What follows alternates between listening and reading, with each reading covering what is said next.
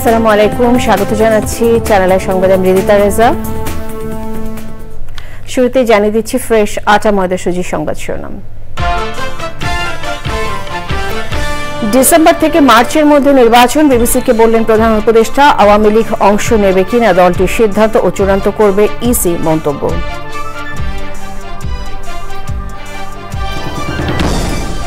এবছর জাতীয় নির্বাচন আয়োজন কঠিন বলে মনে করেন নাহিদ ইসলাম। সরকার জননিরাপত্তা পুরোপুরি নিশ্চিত করতে পারেনি দাবি। অর্থ পাচার মামলায় তারেক রহমান ও গিয়াসউদ্দিন মামুন আপিল বিভাগে খালাস। বিচারিক আদালত ও হাইকোর্টে দেওয়া 7 বছরের সাজা বাতিল।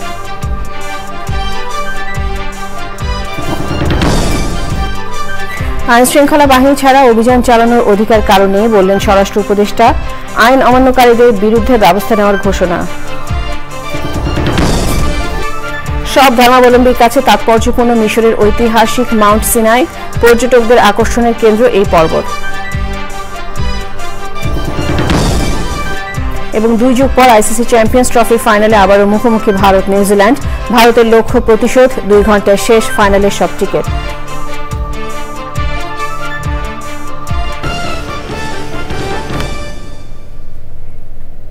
এছাড়াও নিচল টাটা বিশেষ সংবাদে যা থাকছে।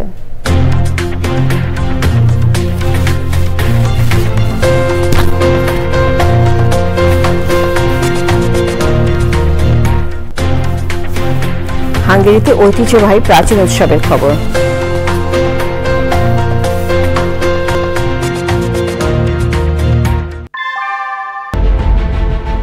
Primacy in build.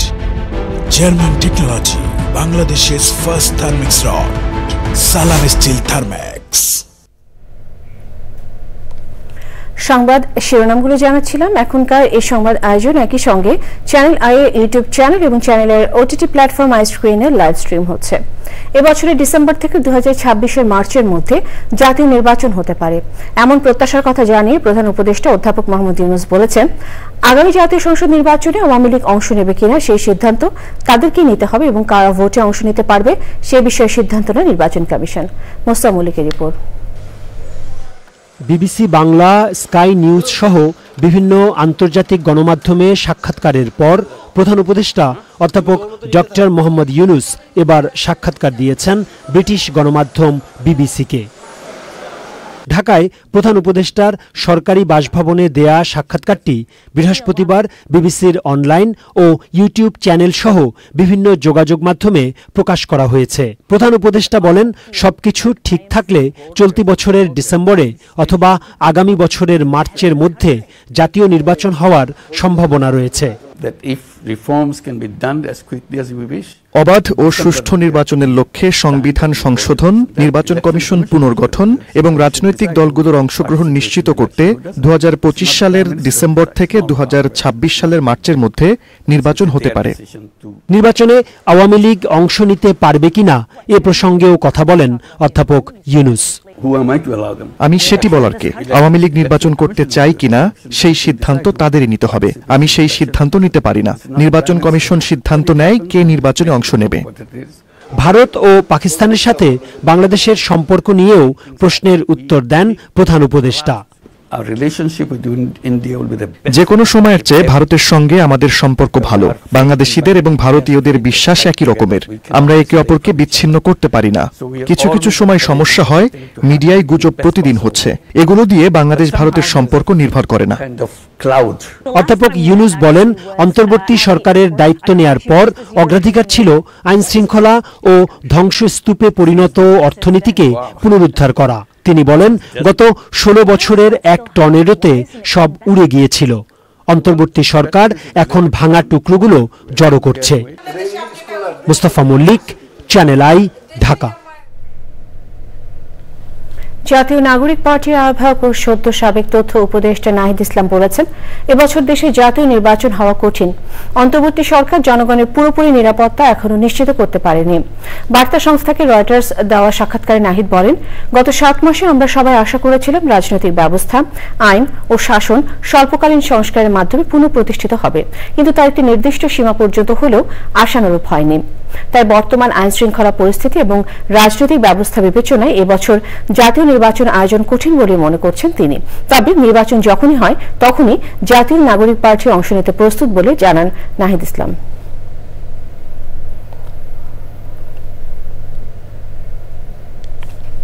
বিদেশি অর্থ পাচারের অভিযোগে দুদকের করা মামলায় বিএনপির ভারপ্রাপ্ত চেয়ারম্যান তারেক রহমান ও ব্যবসায়ী গিয়াসউদ্দিন আল মামুনকে খালাস দিয়েছেন আপিল বিভাগ। তাদের বিচারিক আদালত ও হাইকোর্টে দেওয়া 7 বছরের কারাদণ্ডাদেশ বাতিল করে রায় দিয়েছেন সর্বোচ্চ আদালত। মাজুর রহমানের রিপোর্ট।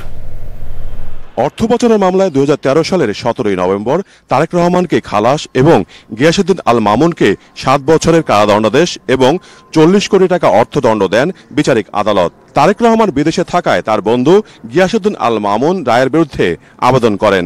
2016 সালের 21 জুলাই বিচারিক আদালতের খালাসের রায় বাতিল করে তারেক রহমানকে 7 বছরের কারাদণ্ডাদেশ এবং 20 কোটি টাকা জরিমানা আর গিয়াসউদ্দিন আল মামুনের কারাদণ্ডাদেশ বহাল রেখে তাকে দেওয়া 40 কোটি টাকার জরিমানা কমিয়ে 20 কোটি টাকা করেন আদালত। হাইকোর্টের এই রায়ের বিরুদ্ধে গত বছর লিভ টু আপিল করলে গিয়াসউদ্দিন আল মামুনকে আপিল করার অনুমতি দেন আপিল বিভাগ। শুনানি শেষে রায় ঘোষণা করা হয়। ক্রেডিট কার্ডের মাধ্যমে টাকা খরচ করলে যে মানি লন্ডারিং হবে, that is an unheard of proposition in the legal arena, যার ফলে অ্যাপিলেট ডিভিশনের পূর্ণাঙ্গ বেঞ্চ পুঙ্খানুপুঙ্খানু বিচার করে এই মামলায় জনাব তারেক রহমান ও গিয়াসউদ্দিন আল মামুনকে এই মামলার দায় হতে অব্যাহতি দিয়েছেন। এই আপিল গিয়াসউদ্দিন আল মামুনের করা হলেও কিভাবে এই মামলা থেকে তারেক রহমান খালাস পেলেন তা ব্যাখ্যা করেন আইনজীবীরা। বিভিন্ন জাজমেন্ট থেকে আমরা দেখিয়েছি যে যদি মামলা প্রিন্সিপাল অ্যাকিউজডের এগেইনস্টে প্রমাণ না হয়, যদি মামলা দেখা যায় যে না এটা ইন্টেনশনালি করা হয়েছে হ্যারাসমেন্ট করার জন্য, হিউমিলিয়েশনের জন্য, এবং এই মামলা সাজা দেওয়ার মতো কোনো কিছু নাই, সেক্ষেত্রে কেউ যদি আপিল নাও করে কোর্ট ইচ্ছা করলে তাকেও এই খালাসের যে বেনিফিট এটা তাকেও দিতে পারে। লিগ্যাল ফর্মালিটিস যেগুলো আছে প্রসিডিউরাল ল, এইগুলা সঠিকভাবে ফলো করা হয়নি। 2009 সালের 26 অক্টোবর তারেক ও মামুনকে আসামি করে ঢাকা ক্যান্টনমেন্ট থানায় মামলা করে দুদক। মাজহুর হক মান্না, চ্যানেল আই, ঢাকা। আগামী জাতীয় সংসদ নির্বাচনের আগে বিএনপির ভারপ্রাপ্ত চেয়ারম্যান তারেক রহমান দেশে ফিরবেন বলে জানিয়েছেন সাবেক প্রধানমন্ত্রী বেগম খালেদা জিয়ার চিকিৎসক, বিএনপির জাতীয় স্থায়ী কমিটির সদস্য ডাক্তার AZM জাহিদ হোসেন। স্থানীয় সময় মঙ্গলবার যুক্তরাজ্যের বার্মিংহাম ওয়েস্ট মিডল্যান্ডস ও বার্মিংহাম সিটি বিএনপির যৌথ উদ্যোগে আয়োজিত ইফতার ও দোয়া মাহফিলে তিনি একথা বলেন। যুক্তরাজ্যের বার্মিংহাম থেকে সলমান মিয়ার ভিডিও চিত্রে বিস্তারিত জানাচ্ছেন আব্দুল আহাদ সুমন। যুক্তরাজ্যের বার্মিংহাম ওয়েস্ট মিডল্যান্ডস ও বার্মিংহাম সিটি বিএনপির যৌথ উদ্যোগে ইফতার ও দোয়া মাহফিলে যোগ দেন সাবেক প্রধানমন্ত্রী বেগম খালেদা জিয়ার ব্যক্তিগত চিকিৎসক ও বিএনপির স্থায়ী কমিটির সদস্য ডাক্তার AZM জাহিদ হোসেন। ইফতারের আগে আলোচনায় তিনি বলেন, স্বৈরাচার মুক্ত নতুন বাংলাদেশ বিনির্মাণে জাতীয়তাবাদী দলের সকল নেতাকর্মী ঐক্যবদ্ধ। দেশের গণতন্ত্রপ্রিয় মানুষগুলোকে, অন্যান্য রাজনৈতিক দলকে ঐক্যবদ্ধ করে 31 দফা রাষ্ট্র মেরামতের কর্মসূচি দিয়েছেন বিগত জুলাই 24-23।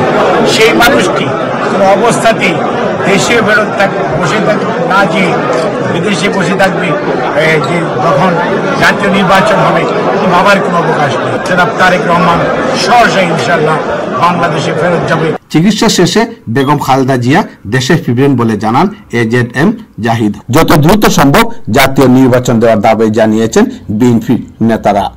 প্রবাসীদের ইচ্ছা আগামীতে ফ্রি ফেয়ার নির্বাচন ডিসেম্বরেই হবে। যত দ্রুত সময়ের মধ্যে বাংলাদেশে এই একটি নির্বাচন দিতে হবে। নির্বাচনের মাধ্যমে একটি গণতান্ত্রিক পরিবেশ ফিরে আসবে বাংলাদেশে। বার্মিংহাম ওয়েস্ট মিডল্যান্ডস বিএনপির সভাপতি সৈয়দ জমশেদ আলীর সভাপতিত্বে এবং আফজার হোসেন ও আওলাদ হোসেনের যৌথ সঞ্চালনায় অনুষ্ঠানের প্রধান বক্তা ছিলেন যুক্তরাজ্য বিএনপির সভাপতি MA মালেক। যুক্তরাজ্যের বার্মিংহাম থেকে আব্দুল আহাদ সুমন, চ্যানেল আই। রাষ্ট্রীয় নিরাপত্তা নির্দেশিকায় প্রধান বিচারপতি সহ বিচার বিভাগকে হেয় ও অসম্মান করায় সিনিয়র স্বরাষ্ট্র সচিব নাসিমুল গনিকে তলব করেছেন হাইকোর্ট। আগামী 18 মার্চ তাকে হাজির হতে বলা হয়েছে। বিচারপতি ফাতেমা নজিব ও বিচারপতি শিকদার মাহমুদুর রাজির বেঞ্চ এর আদেশ দেন। একই সঙ্গে গত 2 মার্চ স্বরাষ্ট্র মন্ত্রণালয় জারি করা রাষ্ট্রীয় নিরাপত্তা নির্দেশিকার কার্যক্রম 3 মাসের জন্য স্থগিত করে রুল জারি করেছেন আদালত।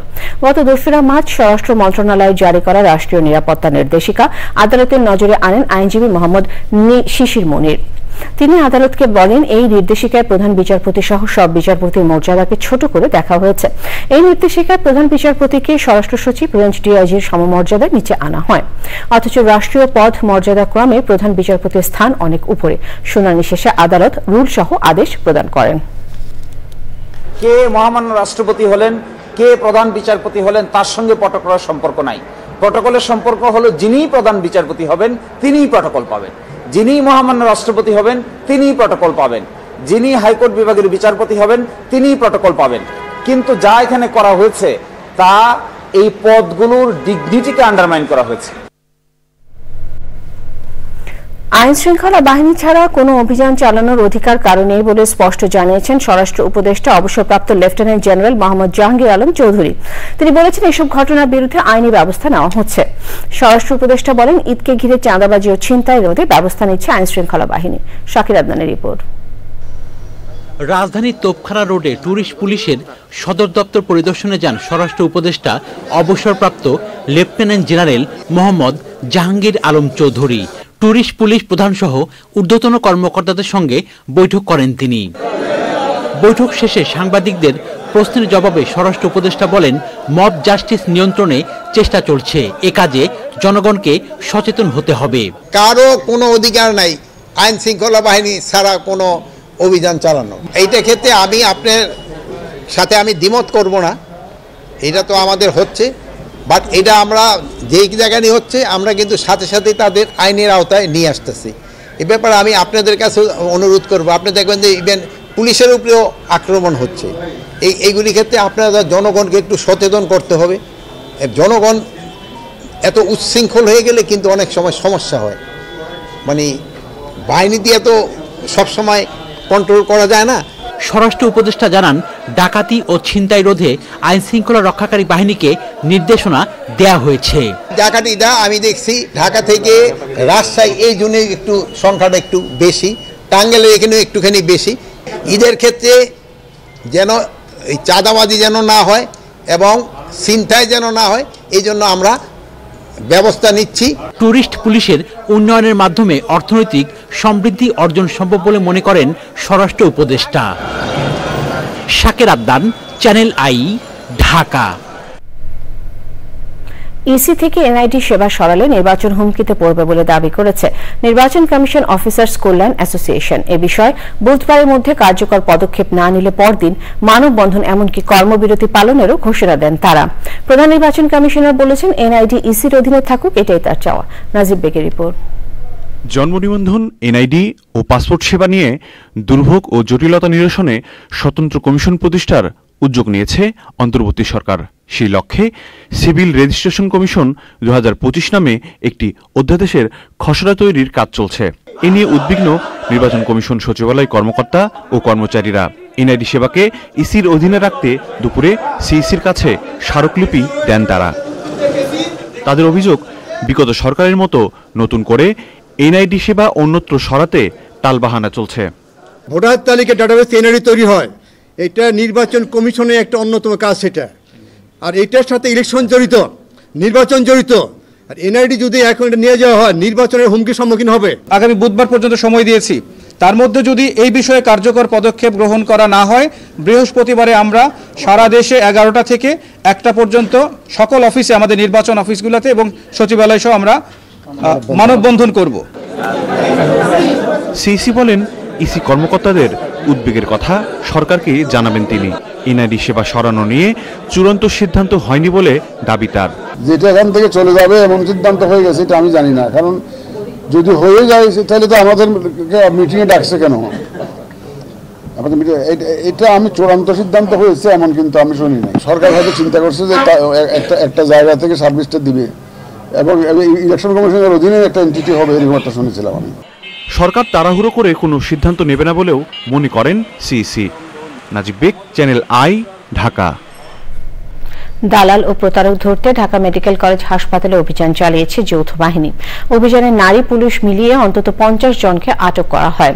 পরে আটককৃতদের 7 দিন থেকে সর্বোচ্চ 6 মাস মেয়াদে কারাদণ্ড এবং অর্থদণ্ড দেওয়া হয়। জানাতুল বাকের কেকার রিপোর্ট। দেশের সবচেয়ে বড় ঢাকা মেডিকেল কলেজ হাসপাতাল ঘিরে দালাল ও প্রতারক চক্রের দৌরাত্মে ভোগান্তি পোহাতে হয় রোগী ও তাদের স্বজনদের। প্রতারণা, রোগী ভাগিয়ে বিভিন্ন বেসরকারি হাসপাতাল ও ডায়াগনস্টিক সেন্টারে নিয়ে রোগীদের জিম্মি করা নিত্যদিনের ঘটনা। এই বাস্তবতায় বৃহস্পতিবার হাসপাতালে অভিযান চালায় যৌথ বাহিনী।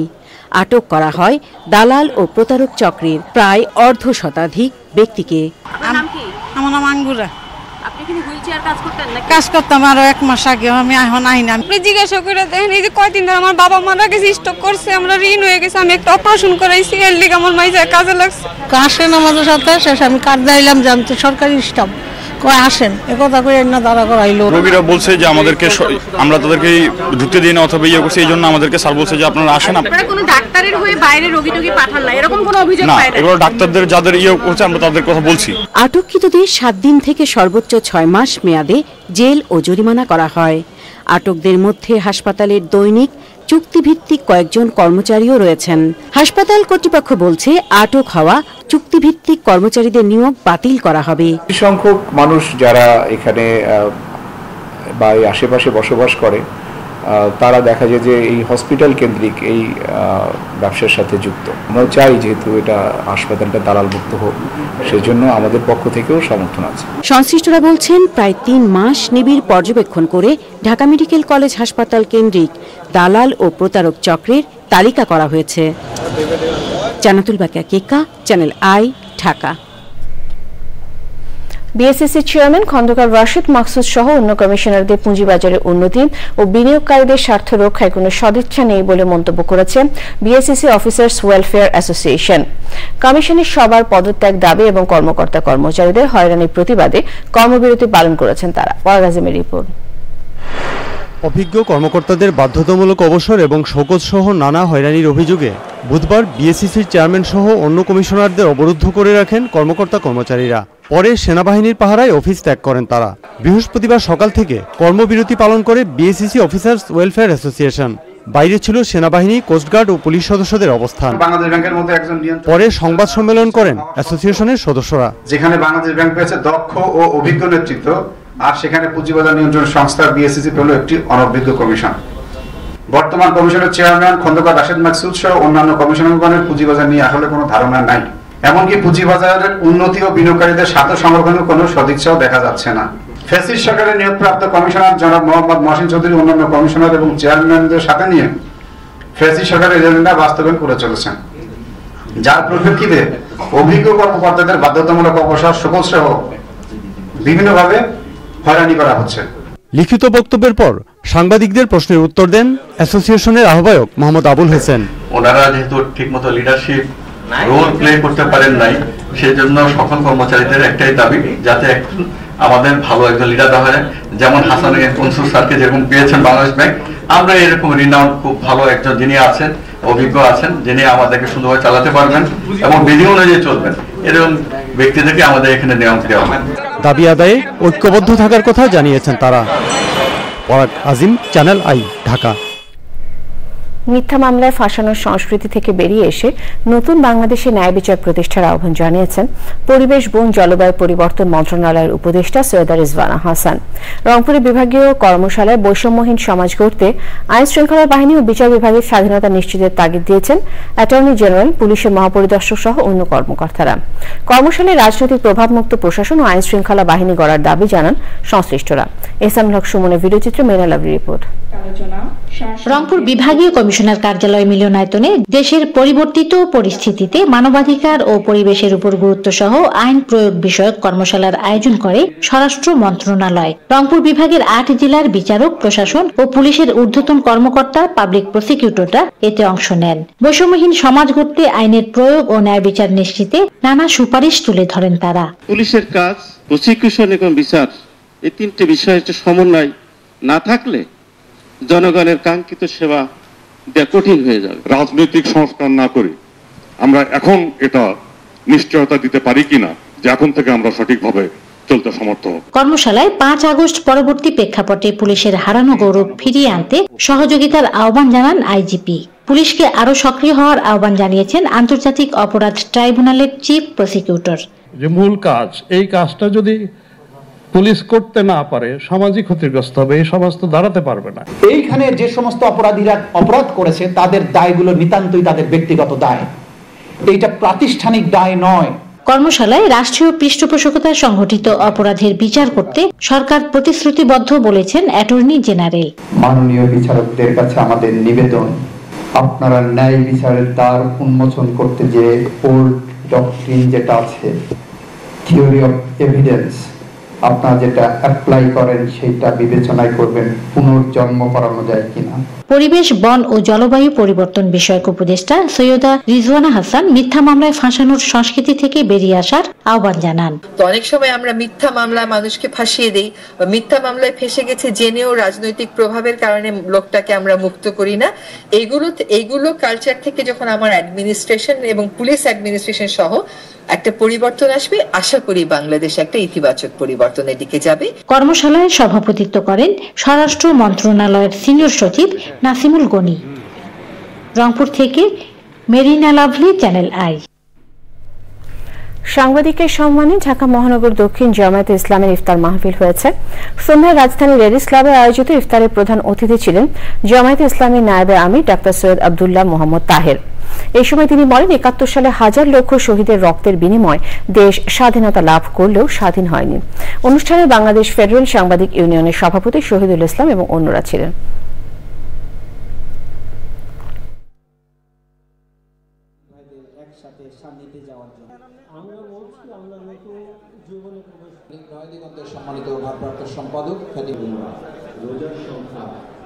আমরা 2024 5 আগস্ট ঠিক সেরকম আত্মত্যাগের এবং বিশাল অসাধারণ অতুলনীয় একটি ঐক্যের মাধ্যমে আমরা দ্বিতীয় স্বাধীনতা পেয়েছি বলে বলছি, কিন্তু 5 এবং 6 মাসের ব্যবধানে মনে হয় সেই অর্জনও কিছুটা ফিকে হয়ে যাচ্ছে। একটি সাস্টেইনেবল কন্টিনিউয়াস ডেমোক্রেসি এবং ডেমোক্রেটিক এনভায়রনমেন্টকে আমাদের নিশ্চিত করতে হবে এবং বাংলাদেশে একটি অবাধ সুষ্ঠু নির্বাচনকে নিশ্চিত করেই আগামী দিন আমাদের অগ্রসর হতে হবে। অন্তর্বর্তী সরকারকে দেশের নাগরিকদের নিরাপত্তা নিশ্চিত করার আহ্বান জানিয়েছেন জাতীয় নাগরিক পার্টি এনসিপির আহ্বায়ক নাহিদ ইসলাম। সন্ধ্যায় রাজধানী বাংলা মোটরে এনসিপির গণমানুষের ইফতার আয়োজনে তিনি বলেন, সমাজে অস্থিরতা চলছে, এখনো আইন শৃঙ্খলা যথেষ্ট উন্নতি হয়নি। পুলিশের কাজ পুলিশকে করতে দিতে হবে, কেউ যেন আইন হাতে তুলে নিতে না পারে সেজন্য পুলিশকে আরো সক্রিয় ভূমিকা পালন করতে হবে বলে জানান নাহিদ ইসলাম। দ্রব্যমূল্য নিয়ন্ত্রণের আহ্বান জানিয়ে নাহিদ ইসলাম বলেন, গণমানুষের পাশে থাকবে এনসিপি। ইফতার আয়োজনে জাতীয় নাগরিক পার্টির উত্তরাঞ্চলের মুখ্য সংগঠক সার্জিস আলম, দক্ষিণাঞ্চলের মুখ্য সংগঠক হাসনাত আব্দুল্লাহ সহ অন্যরা ছিলেন। মানুষ যাতে নিরাপদে তার যে বাসায় ফেরত যেতে পারে, নিরাপদে সড়কের যাতে নিরাপত্তাটা থাকে, সেই বিষয়গুলো সরকার নিশ্চিত করবে, এটা আমাদের প্রত্যাশা থাকবে। আমাদের সমাজে এখন আমরা নানা রকম অস্থিরতা দেখতে পাচ্ছি, আইন শৃঙ্খলার পরিস্থিতিরও উন্নয়ন ঘটেনি আমাদের আকাঙ্ক্ষা অনুযায়ী। তো আমাদের আহ্বান থাকবে এবং আমাদের প্রত্যাশা থাকবে আমরা সকলেই সহযোগিতা করব এবং পুলিশকে অবশ্যই সক্রিয় হতে হবে, পুলিশের কাজটা পুলিশকেই করতে দিতে হবে। আমরা নিজেরা কেউ আইন হাতে তুলে নেব না এবং শান্তি, সম্প্রীতি এবং সহনশীলতার চর্চাটা আমাদের প্রত্যেকের নিজ নিজ জায়গা থেকে আসলে করতে হবে। পরাজিতরা তাদের দোসর পরাশক্তিকে সাথে নিয়ে দৈনন্দিন জীবনে বিঘ্ন ঘটানোর চেষ্টা করছে বলে মন্তব্য করেছেন স্থানীয় সরকার, পল্লী উন্নয়ন সমবায় মন্ত্রণালয়ের উপদেষ্টা আসিফ মাহমুদ সজীব ভূঁইয়া। কুষ্টিয়ার শহীদ আবরার ফাহাদ স্টেডিয়ামের উদ্বোধনী অনুষ্ঠানে প্রধান অতিথির বক্তৃতায় তিনি বলেন, বিভিন্ন ছোটখাটো ইস্যুতে জনগণকে বিভক্ত করে একে অপরের বিরুদ্ধে লেলিয়ে দেওয়ার ষড়যন্ত্র করে যাচ্ছে পরাজিত শক্তি। উপদেষ্টা আসিফ মাহমুদ আরো বলেন, আবরার ফাহাদ শুধু একটি নাম নয়, আবরার ফাহাদ আগ্রাসন বিরোধী লড়াইয়ের একটি জার্নি এবং সেই জার্নির একটি অন্যতম অর্জন হচ্ছে জুলাই গণ অভ্যুত্থান। এর আগে আসিফ মাহমুদের উপস্থিতিতে শহীদ আবরার ফাহাদের বাবা মোহাম্মদ বরকতুল্লাহ স্টেডিয়াম উদ্বোধন করেন। এই সময় সেখানে আবরারের মা রোকেয়া খাতুন উপস্থিত ছিলেন। এছাড়াও কুমারখালীর কয়া ইউনিয়নের রায়ডাঙ্গা গ্রামে আবরার ফাহাদের নামে মসজিদের সম্প্রসারণ কাজ উদ্বোধন করেন আসিফ মাহমুদ। আবরার ফাহাদের কবর জিয়ারত করেন তিনি। চলমান আপনারা দেখবেন নানা ছোটখাটো ইস্যুতে জনগণকে বিভক্ত করার, একে অপরের বিরুদ্ধে লেলিয়ে দেওয়ার ষড়যন্ত্র করে যাচ্ছে পরাজিত শক্তি। নানা ধরনের উগ্রবাদীদের সুযোগ করে দেওয়া হচ্ছে দেশের সার্বিক পরিস্থিতি বিনষ্ট করার জন্য। আমরা স্পষ্টভাবে বলতে চাই, এই ধরনের যে কোনো প্রচেষ্টাকে অন্তর্বর্তীকালীন সরকার কঠোর হস্তে দমন করবে এবং সেই প্রক্রিয়ায় জনগণের সার্বিক অংশগ্রহণ এবং সহযোগিতা আমরা কামনা করি। আফ্রিকার অন্যতম জনবহুল দেশ মিশরের সিনাই উপদ্বীপে অবস্থিত ঐতিহাসিক মাউন্ট সিনাই সব ধর্মাবলম্বীর কাছে গুরুত্ববাহী ও তাৎপর্যপূর্ণ স্থান মাউন্ট সিনাই। পাথুরে পাহাড়ে ঘেরা এই পর্বতটি পর্যটকদেরও অন্যতম আকর্ষণে পরিণত হয়েছে। মাউন্ট সিনাই নিয়ে দেখুন আফরোজা হাসির ডেস্ক রিপোর্ট। বিশ্বের প্রাচীন মানব সভ্যতার গোড়াপত্তন হয়েছিল ভূমধ্যসাগরীয় দেশ মিশরে। দেশটির জনগণের প্রায় ৯০% ইসলাম ধর্মাবলম্বী।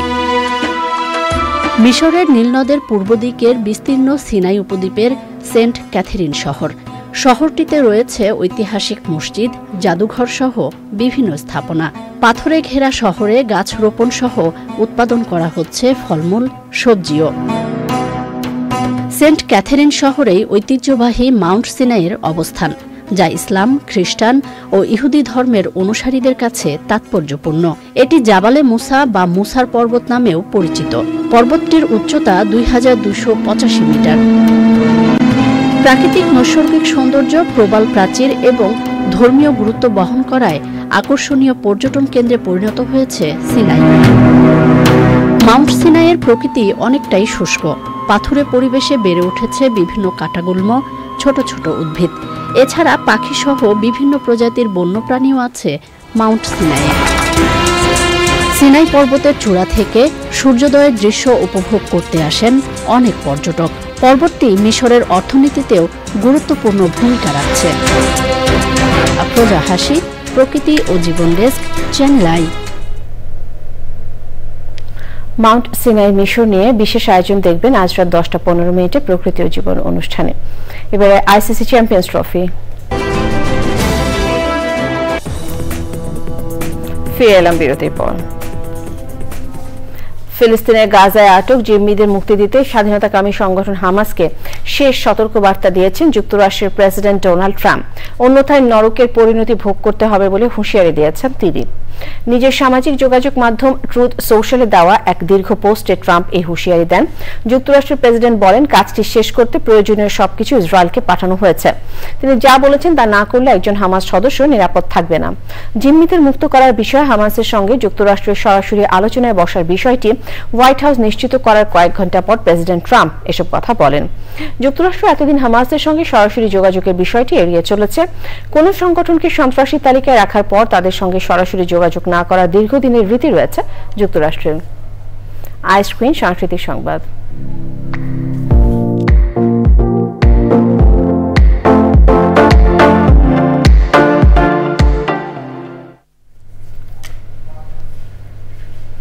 যশোর হত্যাকাণ্ড দিবস উপলক্ষে প্রতিবাদী সাংস্কৃতিক সমাবেশ করেছে উদীচী।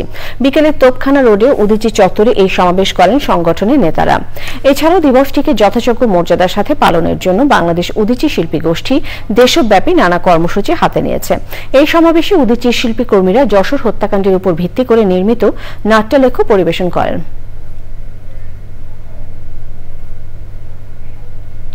নিটল টাটা বিশেষ সংবাদ।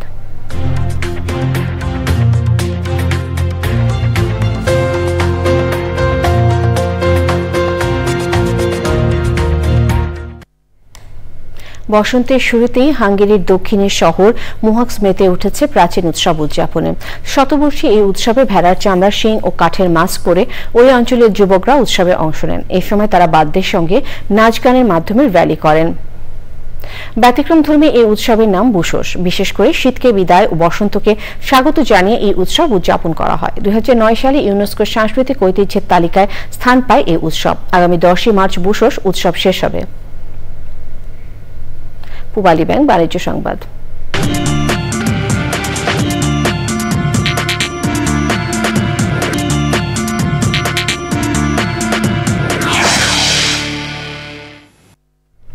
ঢাকা স্টক এক্সচেঞ্জে সপ্তাহের শেষ কার্যদিবসে লেনদেনে ঊর্ধ্বমুখী প্রবণতা দেখা গেছে। আগের কার্যদিবসের চেয়ে ডিএসইএক্স সূচক 7 পয়েন্ট বেড়ে 5203 পয়েন্টে দাঁড়িয়েছে। কমেছে বেশিরভাগ কোম্পানির শেয়ারের দাম। হাতবদল হয়েছে 394টি কোম্পানির 353 কোটি 3 লাখ টাকা শেয়ার ও মিউচুয়াল ফান্ড, যা আগের কার্যদিবসের চেয়ে 34 কোটি 84 লাখ টাকা বেশি।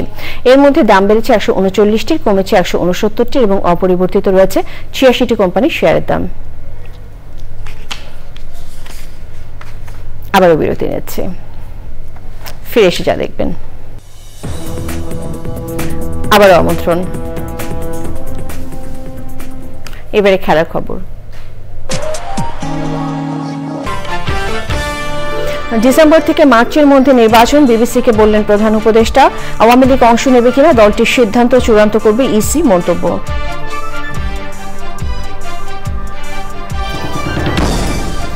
এবছর জাতীয় নির্বাচন আয়োজন কঠিন বলে মনে করেন নাহিদ ইসলাম। সরকার জননিরাপত্তা পুরোপুরি নিশ্চিত করতে পারেনি দাবি। অর্থ পাচার মামলা তারেক রহমান ও গিয়াসউদ্দিন মামুন আপিল বিভাগে খালাস। বিচারিক আদালত ও হাইকোর্টের দেওয়া 7 বছরের সাজা বাতিল।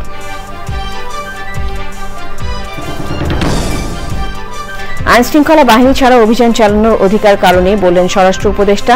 আইন অমান্যকারীদের বিরুদ্ধে ব্যবস্থা নেওয়ার ঘোষণা। সব ধর্মাবলম্বীর কাছে তাৎপর্যপূর্ণ মিশরের ঐতিহাসিক মাউন্ট সিনাই, পর্যটকদেরও আকর্ষণ কেন্দ্র এই পর্বত।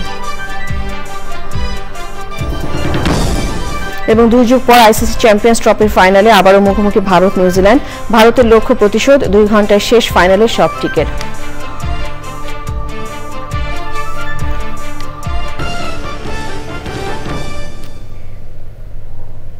শেষ করছি চ্যানেলের সঙ্গে, ধন্যবাদ।